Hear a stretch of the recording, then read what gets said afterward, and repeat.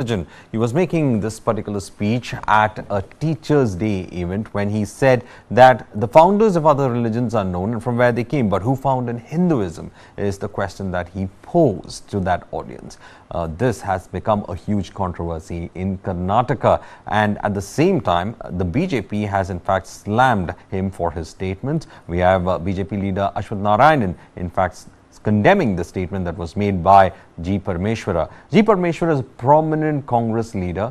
He has been the party's face for quite some time, especially when it comes to certain regions, and he is also known to be a very good backroom player when it comes to ensuring that the party does have the negotiation in place when it comes to putting its leaders in the right positions and at the same time to break deadlocks with any of the allies if possible. So Parameshwara is a strength within the party and is also a prominent Dalit voice also from the party, and this statement was in fact made by him. Let's listen in to that particular statement that was given in by Parameshwara, and coming close to the statement made by Udayanithi Stalin, well, it looks like the BJP has gone guns against Congress on the statement. Let's listen into that statement first.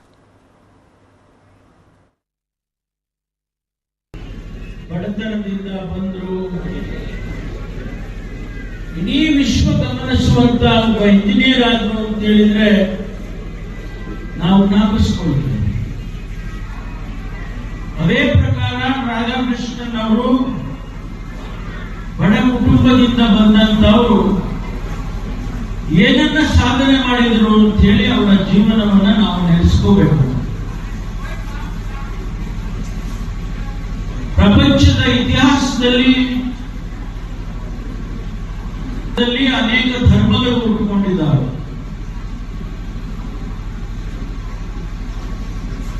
Hindu ಧರ್ಮ ಯಾವಾಗ ಹುಟ್ಟಿತು, ಯಾರು ಹುಟ್ಟಿಸಿದ್ರು ಹಿಂದೂ ಧರ್ಮ ಇನ್ನೂ question mark ಬಿದ್ದಿದೆ, ತೆಗೆದಿಲ್ಲ question mark. ಬೌದ್ಧ ಧರ್ಮ ಈ ದೇಶದಲ್ಲಿ ಹುಟ್ಟಿತು, ಜೈನ ಧರ್ಮ ಈ ದೇಶದಲ್ಲಿ ಹುಟ್ಟಿತು, ಹೊರಗಡೆಯಿಂದ ಇಸ್ಲಾಂ ಧರ್ಮ ಬಂದಿದೆ, ಕ್ರೈಸ್ತ ಧರ್ಮ ಬಂದಿದೆ. ಈ ಎಲ್ಲದರ ವಿಶ್ಲೇಷಣೆ ಮತ್ತು ಸಾರಾಂಶ ಮನುಕುಲಕ್ಕೆ ಒಳ್ಳೆಯದಾಗಬೇಕು. Well, to discuss more on this, we have Professor Chambi Puranik, who is a political analyst, who is joining us. Dr. Baswaraj Itnal, senior journalist, is also joining us, and Ramesh Seduraman, who is also a senior journalist, who joins us. Chambi Puranik, let me come first to you. The statement by Parameshwara. Of course, Parameshwara, whether it's Parameshwara or Priyank Kharge, the question is that the issue has always been there where they try to question the origins of religion, and at the same time they have made such kind of statements in the past also. But now in a political climate and coming close to heels of Udayanithi Stalin's statement, how do you think Karnataka particularly could perceive this statement by Parameshwara? I mean, I agree with your initial observation about whatever the seniority and the kind of good image he has got. You know, Dr. Parameshwara is highly educated, he has a PhD, and he was our education minister. Now he is home minister. Reluctantly accepted this. He is a very moderate person. I know him personally. The last 3 decades I have interacted, traveled with him. I don't think Parameshwara has got something very original to say about it. It's an open kind of thinking that he has made. Maybe the timing itself, I mean, soon after Udayanithi kind of irresponsible sweeping statement about Sanatana Dharma, comparing it to dengue, corona and all that. Certainly, these are things that create a kind of emotional outburst and protest also, because the entire society is based on the constitutional values, and being a minister by Constitution of India, I don't think Udayanithi should have done this. If it was an ordinary person or worker, it's okay. In Tamil Nadu, they believe in rationalism. In the name of rationalism, they make many forwards or impertinent statements about. Professor, yeah, go ahead. No, I think Dr. Parameshwara properly, I mean, not to compete with Udayanidhi, he must have made a kind of open thinking. But his wife, himself, and all of them, they respect Hinduism. He's only asking about the origin of Hinduism. See, how can you say Hinduism should be verified like Buddhism or Jainism, etc.? Hinduism is based on several scriptures. Mahatma Gandhi himself said, I believe in Upanishads, I believe in ancient Vedas, I believe in the kind of scriptures like Mahabharata, Ramayana, but I don't agree with everything of that. In fact, he condemns the Varnashra Dharma when the Shudras are treated like that. And also Kauslata, he has a very different kind of humane kind of approach or clarification. So I would say just like the British Constitution, it's not a written constitution. Yet it's a wonderful parliamentary constitution. I mean, parliamentary democracy, which has sustained over a period of time and created the kind of image of war democracy and the mother parliament, open, free society, etc. So if that is questioned, this also can be questioned. But why do you question often?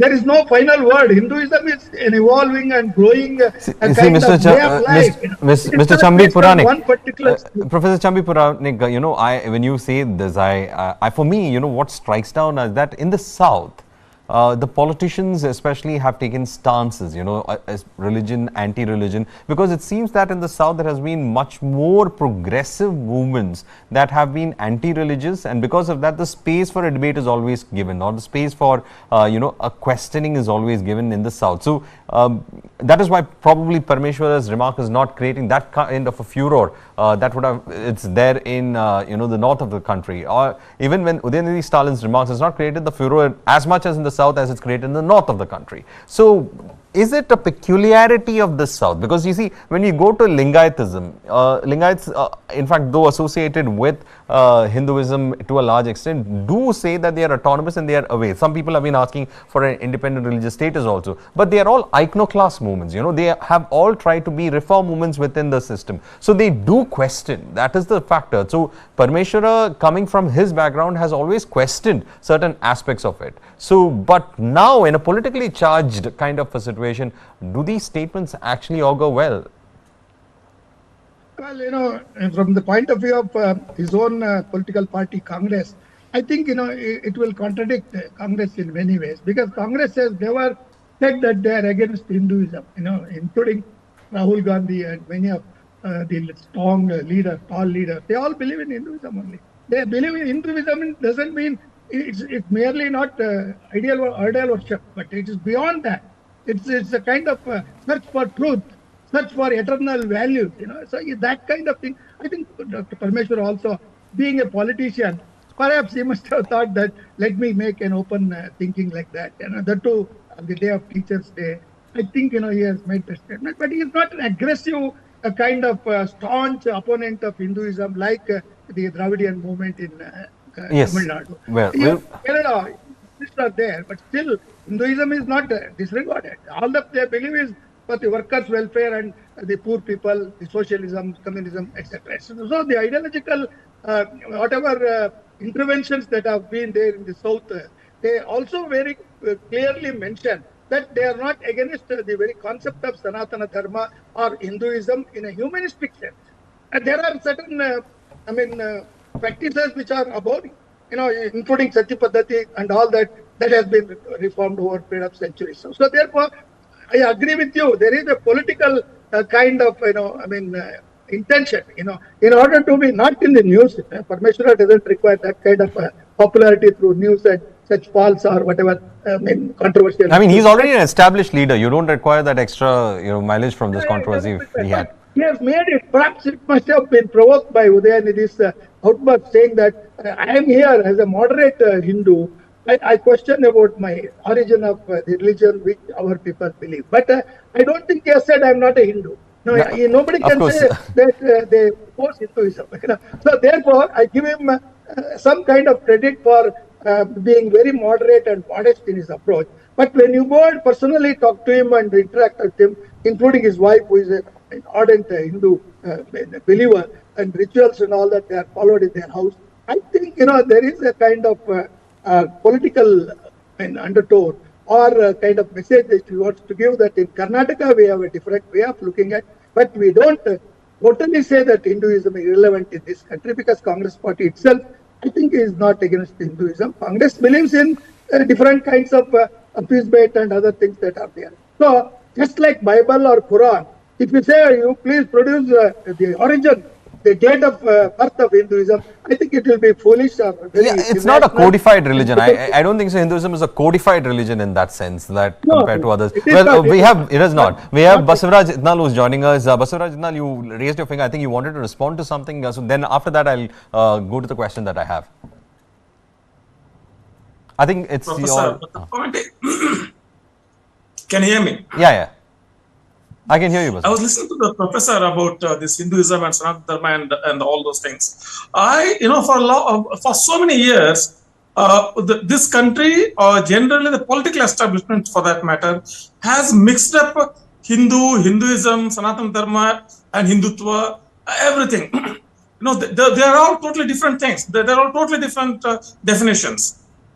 Number two, I'll come to the definitions later. Why should not Parameshwara question where is the origin of Hinduism? Yes, of course we should question everything. In fact, the questioning is part of all religious traditions of India. Any religion for that matter, questioning is part of it. So why should not be questioned? But the point is, when he questions, there should be an answer to it, not protest. The same question was raised by Gauri Lankesh, and she was attacked for that. Same question was asked by so many people. There is no answer. I want an answer. Just saying that there is no one point of origin, just saying there is no one, holy book, all that doesn't hold. I want a clear answer. But that clear answer will come only if you understand these entities, Hindu, Hindutva, Sanatana Dharma, separately. Coming back to the word Hindu, from where Hindu came? Hindu is not an attribute of religion. It is an attribute of civilization. When Megasthenes wrote, Indica, this region as Indus civilization in 6th century BC, the Arabic, the Persian historians refer to this land as Hindu. So it is a cultural and a civilizational attribute, not a religious attribute. And what is that religious attribute mixed up now? Because what Parameshwara said and what Udayanidhi Stalin said are totally different. In fact, in one of the interviews, the seer of Udupi Mutt, who is no more, Vishweshwar Tirtha, he himself said that Hindutva and Brahmanism, Hindutva and Sanatana Dharma are totally different. But why they are different? The point is the word Sanatana. When after the Indus Valley civilization, the people that came into this region, they codified a certain ways of living in Vedas, 4 Vedas. And they thought this is final, because when they are codifying Vedas, there was no other religion to challenge. There is no other religion to question. Only other religion was the Jewish religion, far away from this land. So there was not much of a contradiction or conflict or such thing. So they thought this is final. So they thought this is final and this will remain everlasting. That's why they call it Sanatana. But at the same time, there was Buddha. Gautam Buddha was questioning it. Mahavir Jaina was questioning it. That's what I'm saying. Questioning is part of our culture. Questioning is part of our tradition.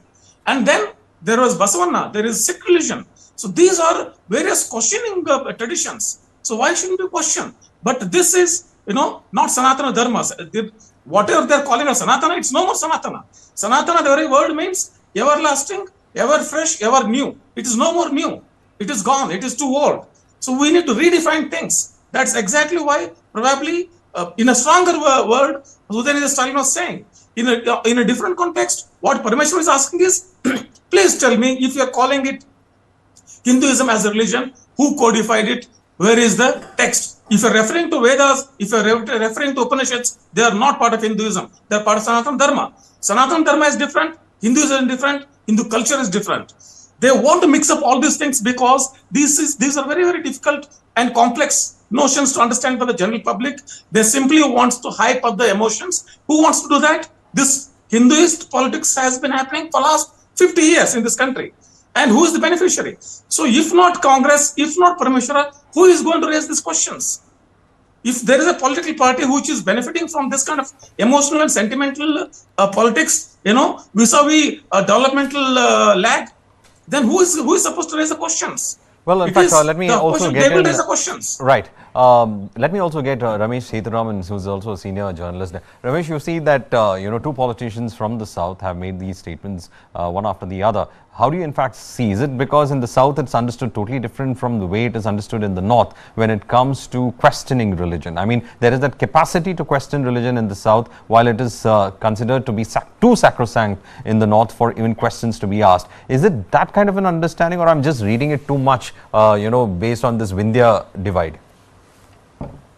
No, it's not the way how we see it, because see, we when we call ourselves as Indians, so it is it's from 1947 we started calling ourselves as Indians, and that's for the convenience of British, and that is one part of it. Of course, that derived from the initial name they gave Hindustan, right? Pakistan and Hindustan, whatever it is, and then that's where in fact, as rightly one of my brother who was earlier talking about it, rightly mentioned about Megasthenes. Not only Megasthenes, Yuan Shuang or many other travelers or explorers rather. So they all came, they saw, they mentioned this as a land of Hindus. Why? Because they thought that that's the way to define it. Based on their understanding, they gave the name. Even Arabic rulers were giving the name Hind Kush, basically because they were all attacking us, invading us, and then taking the Hindus as some of them as slaves, while taking them back by that particular mountain because of cold. Many people died. They called it like killer of Hindus. So that's the way the name was given.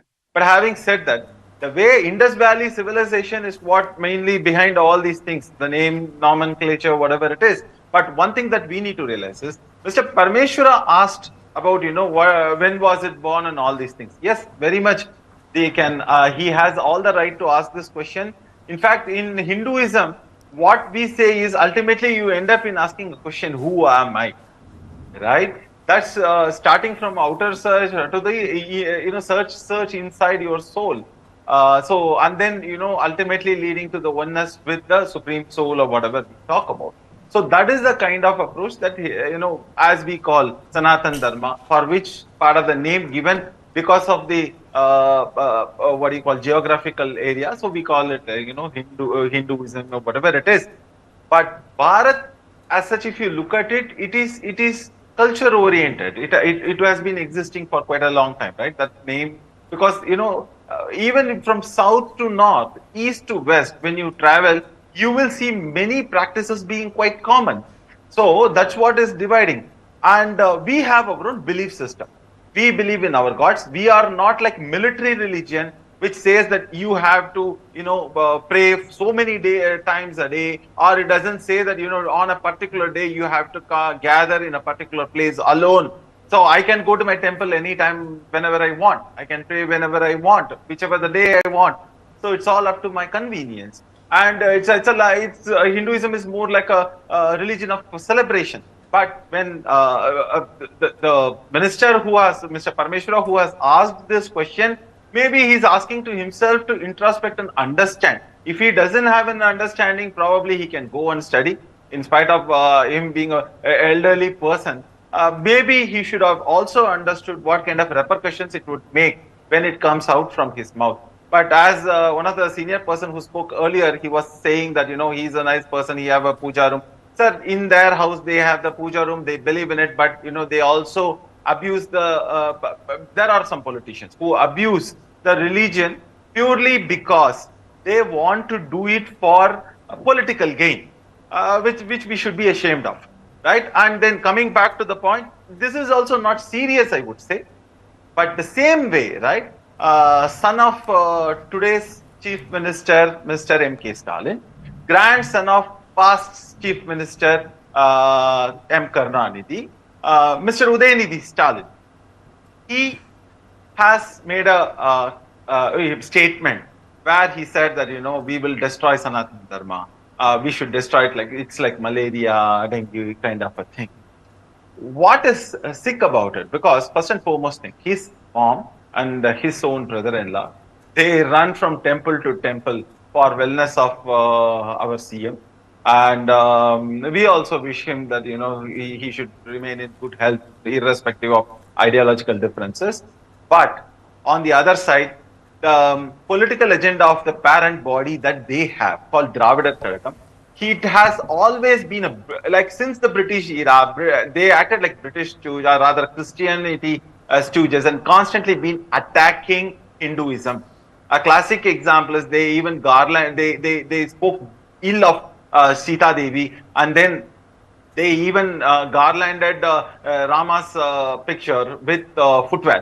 So that is the kind of a thing they were doing, and they have even they used to conduct programs where they used to say that you should cut your Mangal Sutra and so many other things. They always targeted Hinduism. First, they said that the divide was because of Varnashrama. Today, we don't have that Varnashrama in our constitution. Second thing, they talk about all these divides, Shudras and all this stuff. So I simply ask them, so whatever the caste certificate and everything that is being given, one side you want equality, the other side you want reservation. Fair enough. When it comes to this caste certificate and everything, have they mentioned anywhere that you are the Shudra, you are the Vaishya and all these things? I don't think so.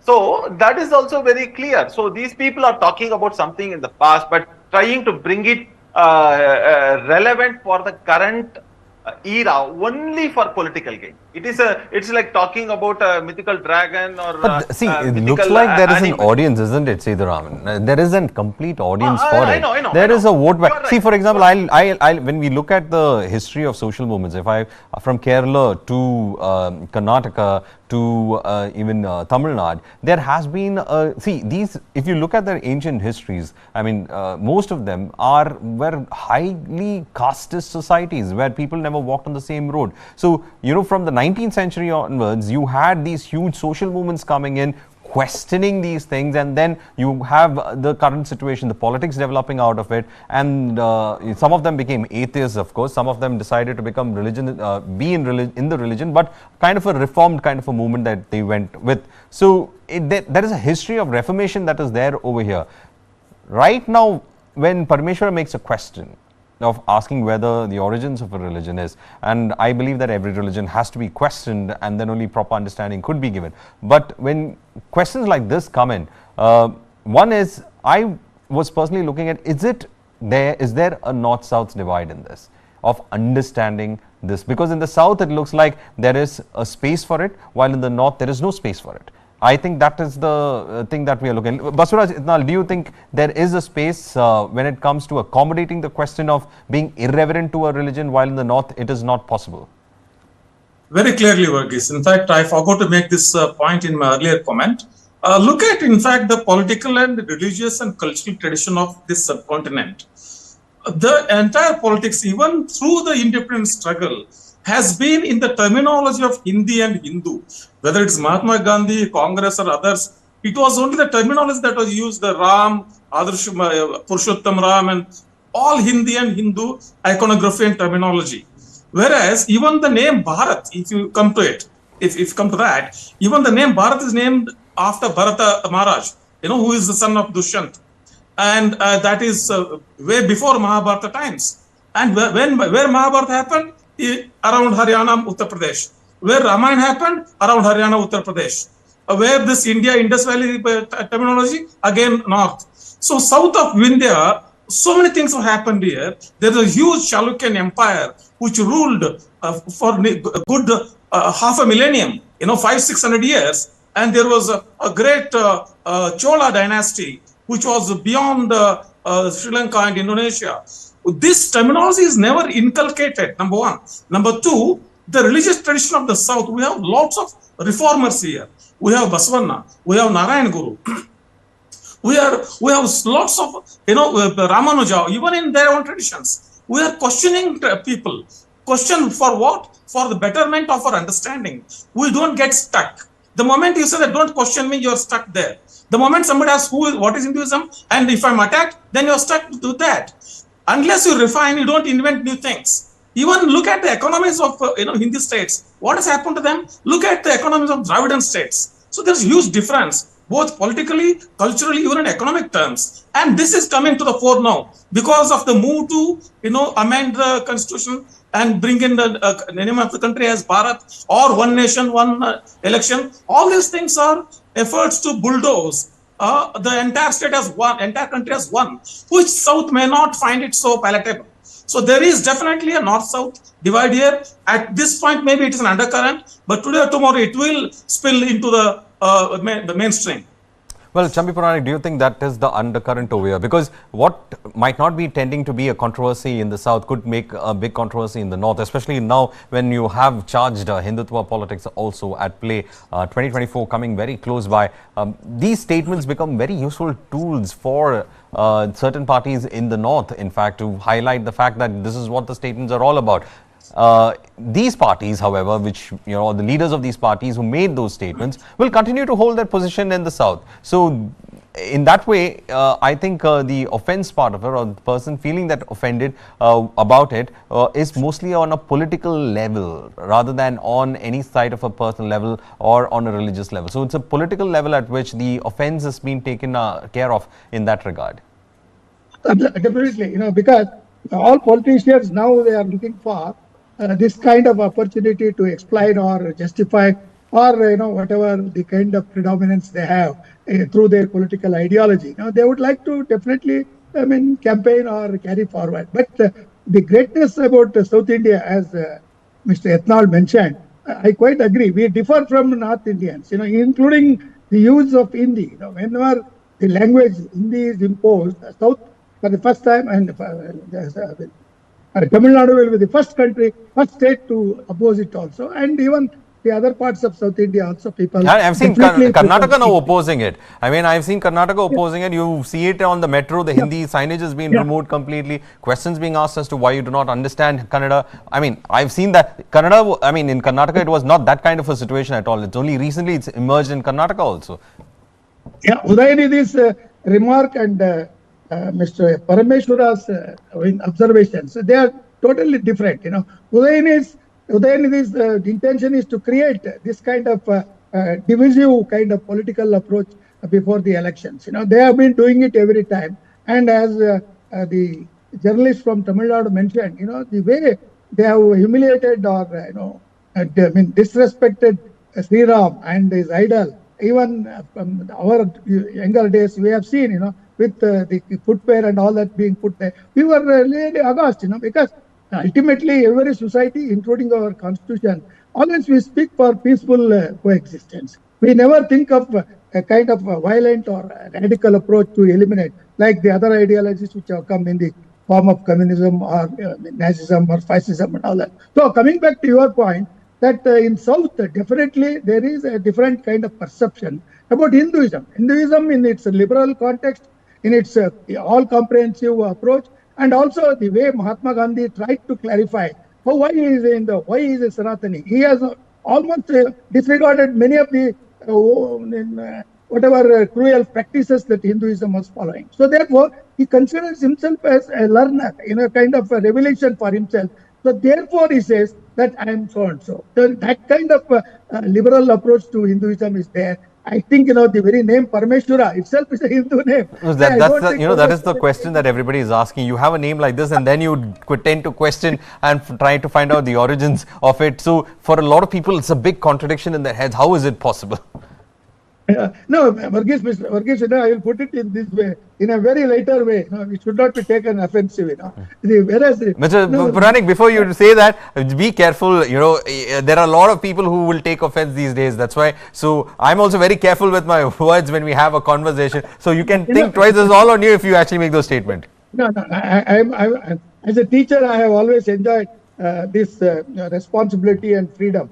Both I have held with greater caution and all that. Now, many people, when they question the origin, I think the very question itself is a question which has to be clarified. It cannot be totally, eliminated. Total answers will not come.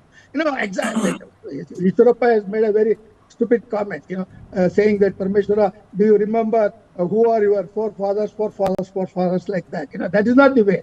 What I am saying is the kind of origins, if you go into it, definitely there will be controversies. There will be many opinions, not two opinions, many opinions. So people may not agree with it, but the question remains as a question, including the answers that you give about the origin of Hinduism, which I mentioned, it's a civilizational context in which we have to see the approach towards Hinduism. We are not seeing it from the point of view, casteist point of view. If casteism is there, South India will definitely oppose it. If casteism is the kind of value which North Indians keep in their attitude to identify Hinduism, we differ. So, Mr. Etnal has rightly mentioned that in South, we are not only reformist, but more liberal, more accommodative. And we have never accepted this kind of imposition of a mono-religious kind of explanation for any religion. So, including Parameshwara, I'm sure, he will also, whenever we meet him informally, he will definitely say, I just thought of an open... Right, Professor. Yes, Professor, we are getting some reactions on this. Let's listen to it. They are under the influence of leftists. They want to destroy this culture, tradition of our country, of Bharat. So his name is only Parameshwar, then he should change his name also. I think then he should realize this kind of arrogance is not good for him. He's a learned person. Insulting our dharma. Let him talk about any other dharma if he has got any guts. His clarity, let him speak about other dharma. Let him not insult our dharma. If he's not happy, let him quit this dharma and be elsewhere. Who is stopping him? Let him change his name also. Let him take some other name. See, we have got belief this is a land of Bharata. We respect our culture and tradition. What our belief and faith is there, we have done it. He can't keep questioning, and whatever he keeps making statement is also questionable. So let him desist by making all this kind of unwanted statement. I condemn always. He's trying to create confusion. He wants to destroy the culture, the belief of this land. सनातन आस्था पर हमले का जो झक्की झुंड है, उसका झूठ का झाड़ जो है वो सच के पहाड़ के नीचे टकरा टकरा करके अपना सर बोल रहा है। क्योंकि ये जो झक्की झुंड है, इसको इस बात का एहसास ही नहीं है कि पृथ्वी का सबसे बड़ी आस्था और जितने भी दुनिया के धर्म हैं, उस धर्मों की आत्मा जो है वो सनातन आस्था है। आपको इतना से ABCD नहीं मालूम, और उसके ऊपर आप जो हमला कर रहे हैं वो शुद्ध रूप से ये सनातन आस्था पर हमला नहीं है, भारत की आत्मा पर हमला है। और ये कोई बाई चांस नहीं हो रहा है, बाई चॉइस हो रहा है। ये सब समझ बूझ करके इस तरह की साजिशें और षड्यंत्र किए जा रहे हैं। Well, those were in fact the reactions coming in when it comes to this. Let's in fact go to Ramesh Sethuraman, a senior journalist also, who is in fact joining us as well. Ramesh, you heard the question about whether since there's a lot of reformers, there is a space for that questioning to be done, while in the other place it's not there. My also interesting look into this is that when Itnal said that there is a complete kind of a confusion when it comes to Hindutva, which is the political ideology, Sanatan Dharma, the principles of a religion, and Hinduism. Now, is there a difference between all the three, or is it being somehow tangled as one? Now, recently it's been tangled all as one. Yes.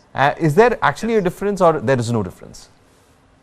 No. So, see, there are minor differences. For example, when we talk about Hindus, so again, we said it's from the land, right? Even today, if you go to Middle East, even the Muslims from India, they are called as Hindus. So that's the way they have been addressed. And remember, we talk about the differences in the society. So that has been existing ever across all the societies. And we talk about caste. Do you think that the Western world didn't have caste? Do you think that the Western world, the Middle Eastern world don't have caste? They do. So they have so many groups. Even in our own country, we see they say that they have one religion, one scripture, but we see so much of divide. So, for example, Shia don't go to the Sunnis mosque, Sunnis don't accept Ahmadiyas don't go to the Maplats. So much of things that are happening, right? So, the same thing with Christianity. Even when we talk about burial grounds, so the Dalit Christians don't get the burial ground in a particular another church's land. So we have seen that kind of issues also coming in from the so-called Dravidian reformist land. What they want to do is, in the name of reforming, they want to deform the Hindu religion and the beliefs or whatever it is. For example, we have a chief minister who would give wish for Christian festivals, Islamic festivals, or even Kerala Onam, or you talk about Kannada festivals, or even Telugu festivals, Ugadi. In fact, because of his family's origin from Telugu speaking land like Ongol. So he's even opened his office in Delhi, his party's office in Delhi on Ugadi, not on Tamil New Year's Day, because they don't accept the Tamil New Year's Day that is being celebrated by Tamils for millenniums as the Tamil New Year. They wanted to declare a new date because they want to change the history of the Tamils themselves, and they call themselves as protectors of Tamil. So coming to the second part, they have always been insulting Hindu gods, Hindu beliefs, even before coming to power. Our current CM was talking about the speaking ill of Hindu rituals, especially in another religion's event. Look how cheap they can get, right? And most importantly, their aim is to destroy Hinduism. I'll tell you the reason why. First, they talk about this Varnashrama. That is, they want to paint they paint it like that is all the Sanatana Dharma is all about, which is not true. And second thing is, first they gave the name because they wanted the minority of the minority, which is like Brahmins in the community, and they wanted to attack them, you make them as villains, and then divide the Hindus and then gain the vote share. So that's how they did. And then people started awakening, and they said, we are not against Brahmins, but we are against Brahminism. I don't understand, and then they say, what is Brahminism or Brahminical thought process and all these things. Then slowly they changed gears, and they said that, we are against Sanatan. Only they said Sanatan. They didn't say Sanatan Dharma. And because there was no much outrage, then they used the word Sanatan Dharma. Next up, if people don't respond, they will openly say, we want to destroy Hinduism. Clearly, that's their agenda. That's a given agenda to them, is what we see. And people behind them are including international forces, because they, for example, the chief minister participates in festivals related to Christianity. Personally will go and eat cake, cut cake, eat or whatever it is, and then even speak bad about Hinduism on that stage. Same thing with Islamic religion. They will go and break fast with Islamic people, and then again there also they will play cards just against. So it's very clear their target is Hinduism. That's where the problem is. See, another thing is so they keep on doing it. For example, my question is simple. They talk about Dravidianism. Why they talk about Dravidianism? Because their origin, either E.V. Ramaswamy Naikar, whom they call as the father of their ideology, who never stood for, who was criticizing about Manu Dharma. So he married his own adopted daughter. He was doing everything. He made comments against. Well, we don't have much time on this. That's the reason why we have to, in fact, end it right away. On the other side of this debate, we will be getting you something on the G20. Till then, I thank my guests for, in fact, giving us a wonderful debate on this particular aspect. Thanks, Itnal. Thanks, Mr. Prasas. Sorry, we had to interrupt you, Mr. Sethuraman, but we will be getting back to you as well. On the other side, as India gears up for the much-anticipated G20 summit with world leaders coming to New Delhi this week, Union Minister of State for Electronics and Information Technology Rajiv Chandrasekhar spoke exclusively to News9's Neha Khanna about the summit, India's unique G20 presidency, his ministry's role in it, the country's transformative digitization, as well as India's much touted digital public infrastructure. The technology-driven India story, which is what everyone has been talking about. The technology cooperation is expected with some of the G20 countries and the potential impact of India's G20 legacy. Let's listen in.